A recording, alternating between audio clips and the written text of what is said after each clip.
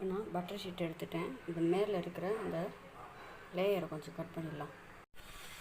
இந்த மேலே இருக்கிற லேயரை கட் பண்ணிட்டேன். இப்போ நம்ம வந்து க்ரீம் அப்ளை பண்ணிக்கலாம். க்ரீம் பாருங்கள் ரெடி ஆகிடுது. இப்போ நம்ம கேக்கை இது பண்ணியாச்சு. க்ரீமை வந்து அப்ளை பண்ணிட்டுருக்கேன். ரொம்ப சூப்பராக வருது பாருங்கள். நல்லா கலர்ஃபுல்லாக இருக்குது பாருங்கள். நம்ம மிரர் கேக்னால க்ரீம் கொஞ்சம் லிக்விடாக இருந்தால் தான் அந்த மேலே கிளாஸியாக தெரியும். அப்போ தான் சூப்பராக இருக்கும்.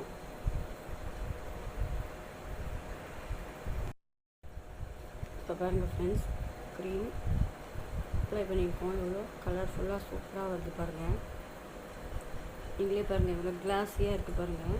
இதுதான் மிரர் கேக்கு. இது நல்லா க்ரீமெல்லாம் அப்ளை பண்ணிவிட்டு டெக்கரேஷன் பண்ணிவிட்டு ஃப்ரிட்ஜில் கொஞ்சம் நேரம் வச்சிடலாம். நல்லா க்ரீம் வந்து